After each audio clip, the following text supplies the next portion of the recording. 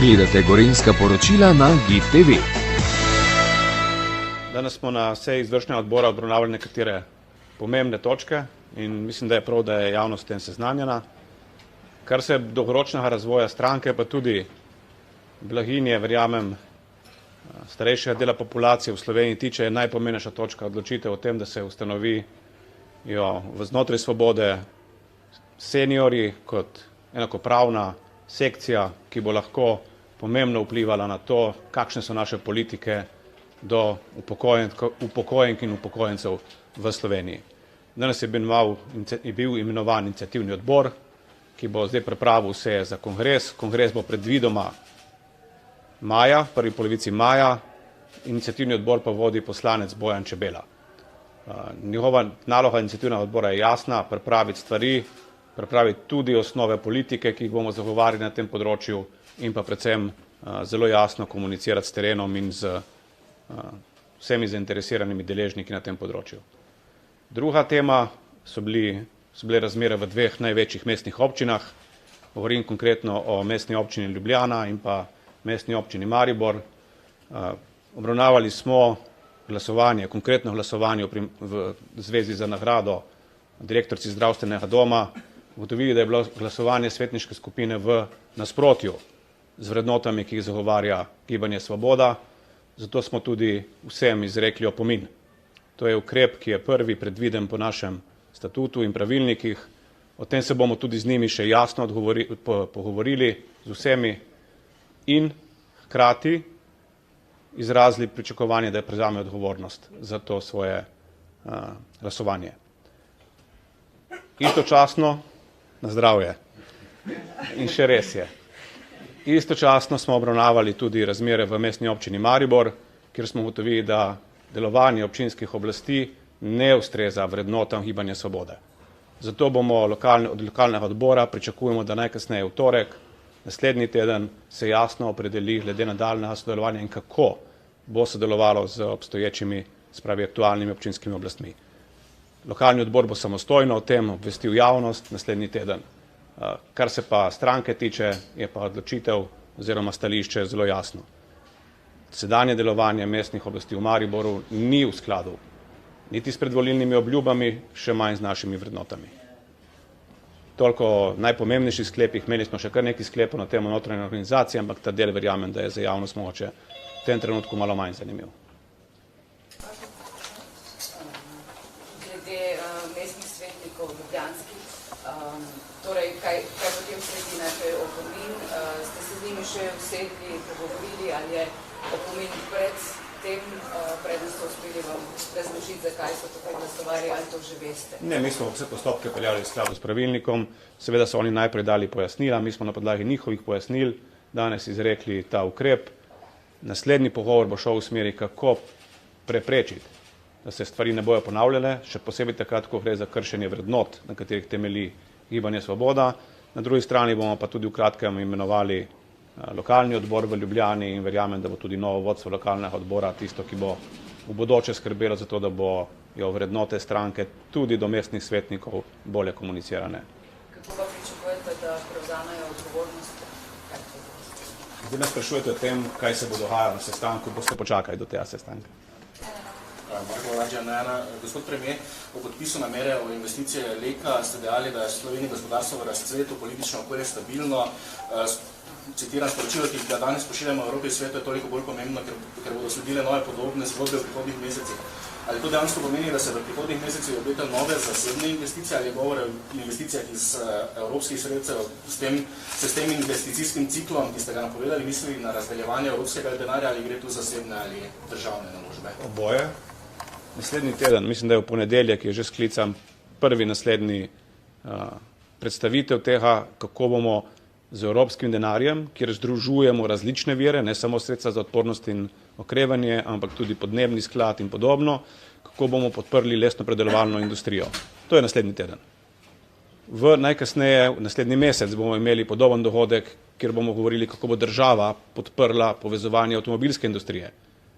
Vedno govorimo o tem, da država z javnim denarjem podpira investicije v razvoj gospodarstva. To je tisto, kar sem napovedal. Tudi včerajšnja predstavitev je šla v tej smeri. Država je bila v pogovorih z investitorjem, država je aktivno sodelovala pri tem, da je investitor se odločil za to investicijo in seveda za to tudi prispeva javni denar. Ja, to je vprašanje. Prvo je glede prve točke, to je upokojenske sekcije stranke. Ali je to kakorkoli povezano s stranko Desus, se tukaj kaj dogaja? Vemo, da so bili neke pisma, dogovori, poskusi dogovora in tako naprej. Drugo vprašanje pa bi se nanašalo na načrt okrevanja in odpornosti. Srečali ste se s komisarjem Gentilonijem na to temo, imeli ste pogovore, minister za finance je nekaj razlagal na to temo. Kaj se tukaj dogaja, namreč nek nemir je čutiti, ne? Evropski poslanci sprašujejo, kaj se dogaja, slišimo, da so neki na vladni ravni neka pogajanja, ki so burna, kot lahko beremo v pojasnilih ministra za finance v poslansko vprašanje. Kaj se dogaja s tem načrtom, ki je v prejšnji vladi imel velik pomen, ta načrt je imel veliko težo in so posvečali temu veliko pozornost. Jaz mislim, da je, bom začel tukaj. Mislim, da je minister za finance več kot kvalificiran in najbolj kvalificiran, da vam da podrobna pojasnila. Načrt za odpornost in odkrevanje in odpornost ima v tem trenutku en izziv in to je, da je zaradi višje gospodarske rasti, kot je bila predvidena ob sprejemu, Slovenija deležna manj sredstev, kot je bila ob potrditvi. In vsi ti, kot jih vi imenujete, burni odzivi, izhajajo ravno iz tega, da moramo žal predvideni obseg zmanjšati za skoraj 300 milijonov zaradi določil, ki so bila pač podpisane takrat, ko je bil ta načrt potrjen na nivoju Evropskega sveta. Jaz verjamem, da se vsak minister bori za svoje investicije in tudi tokrat je tako, ampak žal moramo najti razdelilnik, kako bomo to zmanjšali. O tem se je vlada odločila prejšnji teden, zdaj moramo prilagoditi načrte in iti naprej. Ni bilo o tem govora v pogovoru s komisarjem.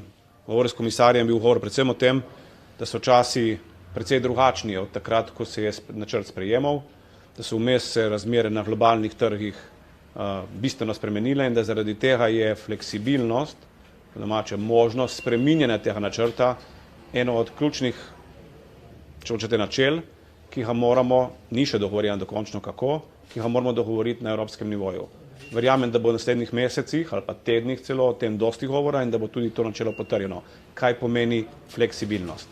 Danes jo razumemo vsak po svoje, ampak se bomo morali dogovoriti. To je bil ključna tema pogovorov in bo to tudi še trajalo.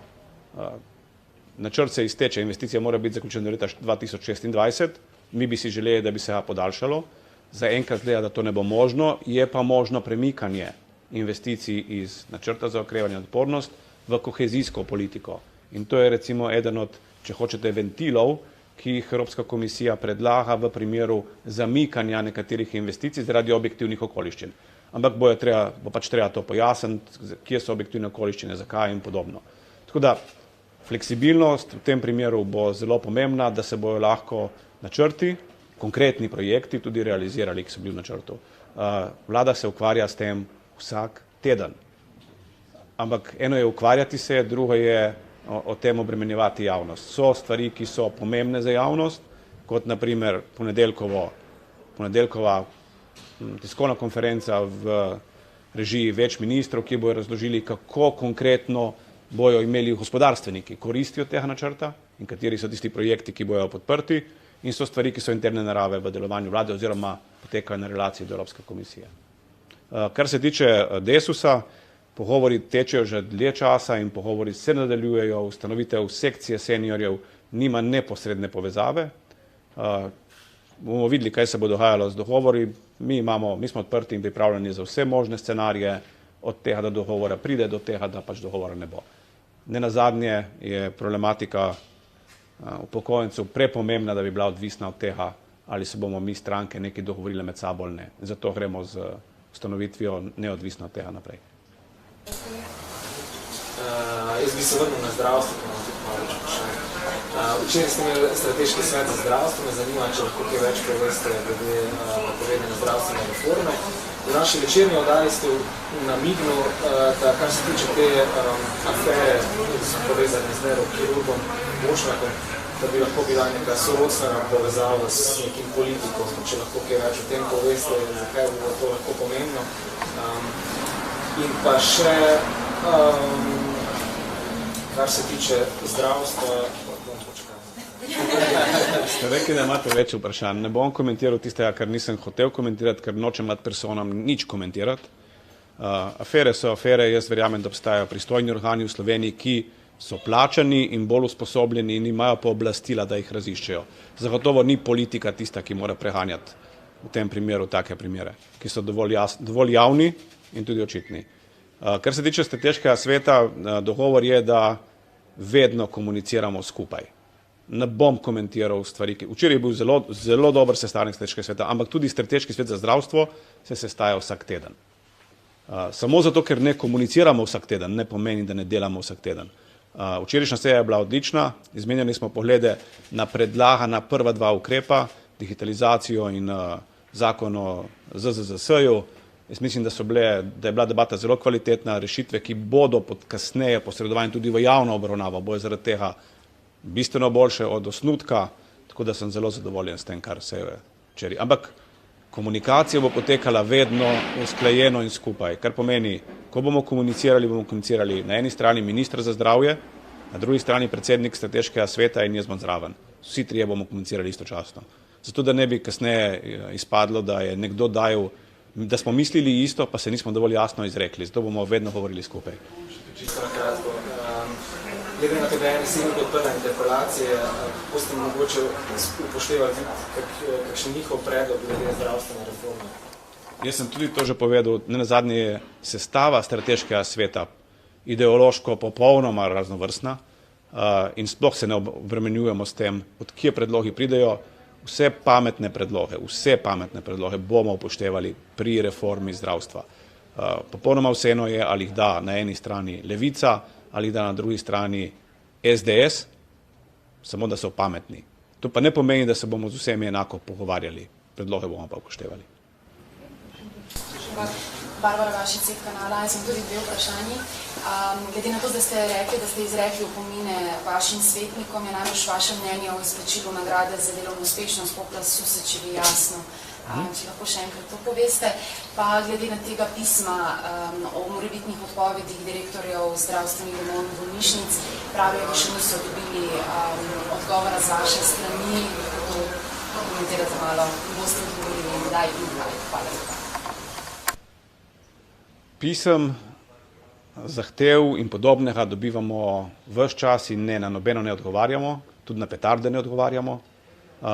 Jaz razumem, da je sindikalni boj legitimna oblika boja za lastne pravice, ki jo vsak po svoje razume. Kar se tiče konkretnih statusa direktorjev zdravstvenega doma, bom ponovil to, kar sem povedal že včeraj. Seveda obstajajo anomalije. Obstaja pa tudi dejstvo, da so na eni strani direktorji, ravnatelji in podobno drugače tretirani, tudi sodniki in tožilci drugače tretirani kot naprimer zdravniki ali pa kdo drugi. To je dejstvo. Ko smo poskušali odpraviti anomalijo na področju neodvisne sodne veje oblasti, to je tožilcev in sodnikov, ni nihče pokazal razumevanja za to in verjamem, da tudi pri direktorjih ali ravnateljih žal sindikati ne bojo pokazali razumevanja za enostranske rešitve.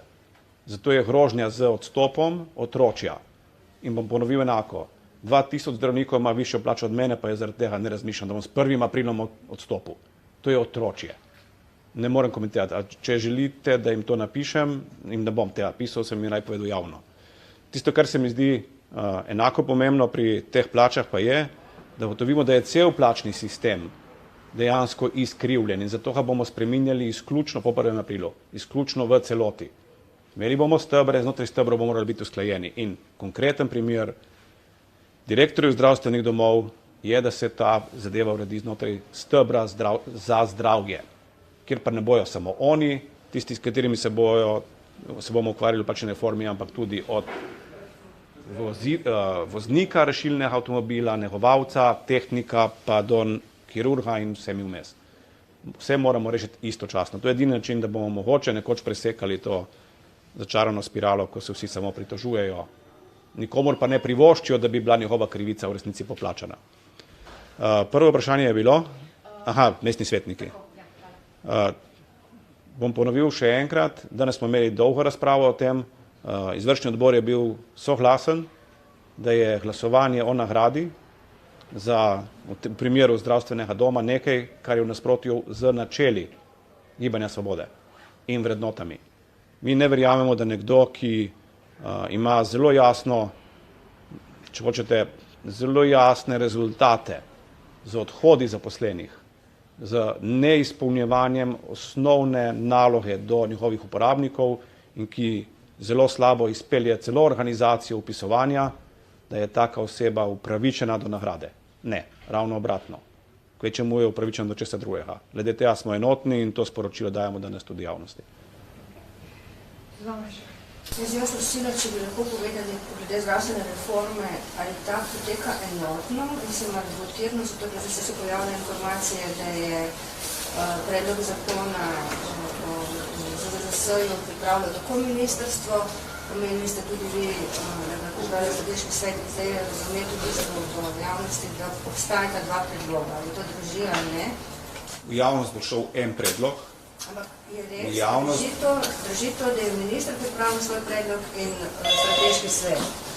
Jaz poznam vsaj 4 predloge. Vsaka zainteresirana javnost ima vso pravico, da pripravlja svoje predloge. Ne nazadnje glas ljudstva pripravlja svoj predlog. Nič ne robe s tem. Ministrstvo za zdravje pripravlja svoj predlog. In strateški svet ne pripravlja svojega predloga, ampak je se opredelil, kako izboljšati to, kar je pripravljalo ministrstvo. Tudi delovna skupina na vladi, še ta obstaja, še en tir, se je do teh predlogov že opredeljevalo in tudi predlagalo izboljšave. Ko bo zakon dovolj usklajen med vsemi deležniki, temi 3, ki so dejansko imenovani znotraj koalicije kot tisti, ki usmerjajo zdravstveno reformo, takrat bomo posredovali v javno razpravo. In takrat bomo govorili, da imamo predlog. Danes še nimamo predloga, danes imamo samo različna izhodišča strani različnih skupin. Ali drži, da obstajajo tudi znotraj Gibanja Svobode, znotraj poslanske skupine, in slišati kar nekaj hude krvi, da niste usklajeni? Do mene te hude krvi nisem zaznal. Ja? Potem me zanima, ali boste v okviru... In tudi jaz nimam nobene hude krvi. In želim, da nimam hude krvi, se razleze po celi Svobodi.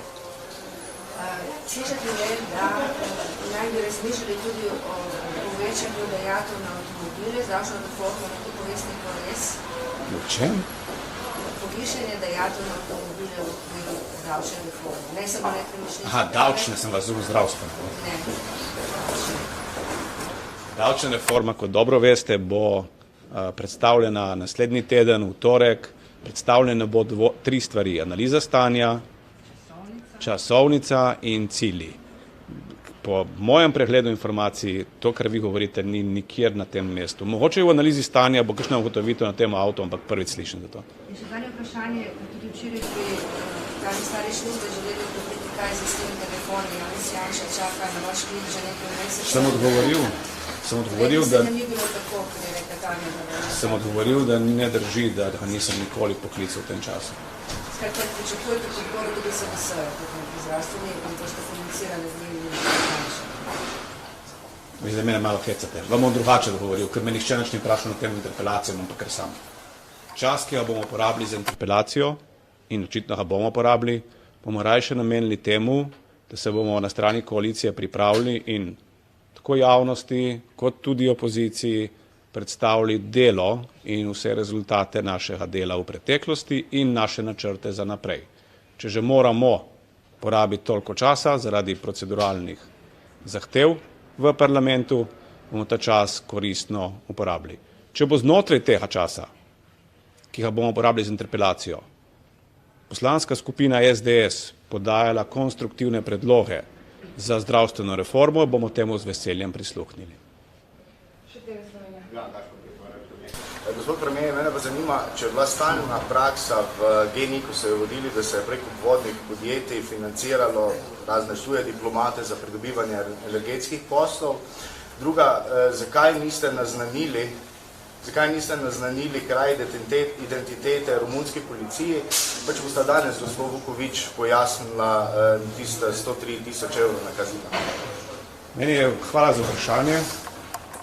Jaz bi rad ponovno izrazil podporo vsem neodvisnim novinarkam in novinarjem na RTV-ju za njihovo pokončno držo.